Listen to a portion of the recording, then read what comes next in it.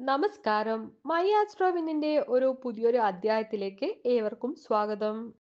നമ്മുടെ ജ്യോതിഷ ശാസ്ത്ര പ്രകാരം ജീവിതത്തിലെ നിരവധി മാറ്റങ്ങൾ വ്യത്യസ്ത ഘട്ടങ്ങളിലായിട്ടാണ് സംഭവിക്കുന്നത്. സമയാനുസരണം വിവിധ രാജയോഗങ്ങൾ രൂപപ്പെടുകയും അവസാനിക്കുകയും ചെയ്യുന്നുണ്ടെങ്കിലും ഇവയൊക്കെ മനുഷ്യരുടെ ജീവിതത്തിൽ വലിയ സ്വാധീനമൊക്കെ ചെലുത്തുന്നുണ്ട്. പ്രത്യേകിച്ചിട്ട് ചതുർഗ്രഹ യോഗം. അപ്പൊ ഇവയുണ്ടാവുമ്പോൾ പലരുടെയും ജീവിതത്തിൽ ശ്രദ്ധേയമായ മാറ്റങ്ങളാണ് സംഭവിക്കുന്നത്. അതും കൂടുതലായിട്ട് നോക്കുകയാണെങ്കിൽ അനുകൂല ദിശയിലേക്ക് തന്നെയാണ്. 50 വർഷങ്ങൾക്ക് ശേഷം വീണ്ടും രൂപപ്പെടുന്ന ഈ അപൂർവ യോഗം ഞാൻ പറയാൻ പോകുന്ന ഭാഗ്യരാശിക്കാർക്ക് വലിയ മാറ്റങ്ങളും അവസരങ്ങളും ഒക്കെ കൊണ്ടുവരുന്നു എന്നാണ് ജ്യോതിഷജ്ഞർ പറയുന്നത്. ഡിസംബറിലെ ബുധനും സൂര്യനും ഒക്കെ ധനുരാശിയിലേക്ക് പ്രവേശിക്കുന്നതിന്റെ ഫലമായിട്ട് ഒരു പ്രധാനപ്പെട്ട ചതുർഗ്രഹ യോഗമാണ് രൂപം കൊള്ളുന്നത്. അപ്പൊ അതിന് പിന്നാലെ ചൊവ്വയും ശുക്രനും ഒക്കെ ചിങ്ങരാശിയിൽ സംക്രമിക്കുന്നുണ്ട്. ഈ ഗ്രഹചലനങ്ങളുടെ ഈ കൂട്ടായ സ്വാധീനം എല്ലാ 12 രാശികളിലും ചെറുതോ വലുതുമായിട്ടുള്ള ഗുണഫലങ്ങൾ നൽകപ്പെടുന്നുണ്ട്. എന്നാൽ ഞാൻ പറയാൻ പോകുന്ന രാശിക്കാർക്ക് പ്രത്യേകിച്ചിട്ടും അത്യന്തം അനുകൂല ഫലങ്ങളാണ് പ്രതീക്ഷിക്കപ്പെടുന്നത്. ഇവർക്ക് സാമ്പത്തിക സ്ഥിതി നോക്കുകയാണെങ്കിൽ ഗണ്യമായിട്ട് മെച്ചപ്പെടുന്ന ഒരു സമയമാണ്. മുമ്പ് നഷ്ടപ്പെട്ട പണമൊക്കെ തിരിച്ച് ലഭിക്കാനുള്ള ഒരു സാധ്യതയൊക്കെ ഉയർന്ന് കാണുന്നുണ്ട്. അതിനാൽ തന്നെ നമുക്ക് ഈ അപൂർവ യോഗത്തിൽ നിന്ന് ഏറ്റവും കൂടുതൽ ഗുണം ലഭിക്കാൻ പോകുന്ന രാശിക്കാരെ കുറിച്ച് വിശദമായിട്ട് പരിശോധിക്കേണ്ടതുണ്ട്.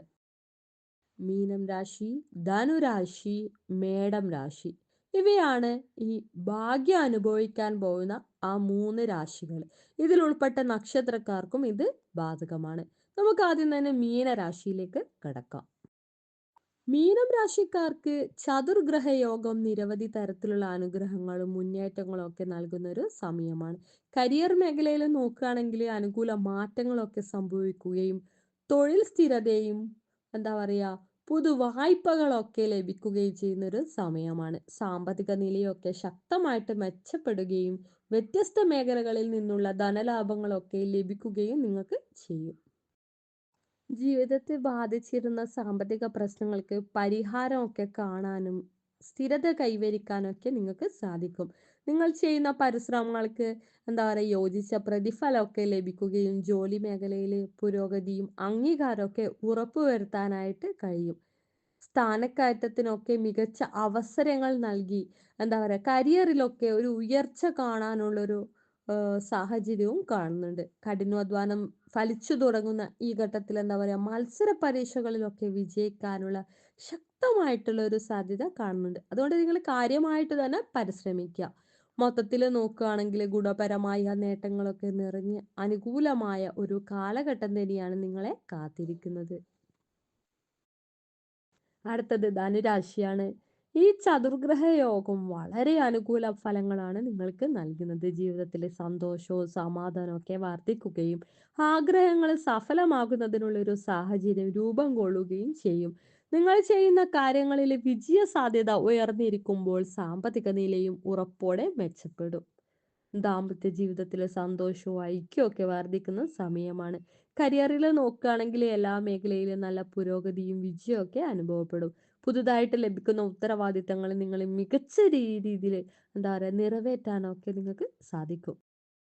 സ്ഥാനക്കയറ്റവും ശമ്പള വർധനവും ലഭിക്കാനുള്ള ഒരു സാധ്യതയും ശക്തമായിട്ട് കാണുന്നുണ്ട്. ആരോഗ്യത്തിൽ പോസിറ്റീവ് മാറ്റങ്ങൾ ഉണ്ടാവുകയും നിങ്ങളോടൊപ്പം പ്രവർത്തിക്കുന്നവർക്കും നിങ്ങളുടെ സ്വാധീനത്താല് നേട്ടങ്ങൾ തേടിയെത്തുന്ന ഒരു സമയമാണ്. മൊത്തത്തിൽ നോക്കുകയാണെങ്കിൽ ഈ കാലഘട്ടം നിങ്ങളുടെ ജീവിതത്തിലെ എല്ലാ ഉത്തരവാദിത്തങ്ങളും വിജയകരമായിട്ട് കൈകാര്യം ചെയ്യാനായിട്ട് പ്രാപ്തിയേകുന്ന ഒരു അത്യന്തം ശുഭകരമായിട്ടുള്ള ഒരു സമയമായിട്ടാണ് ഇവിടെ രാശിഫലം കാണിക്കുന്നത്.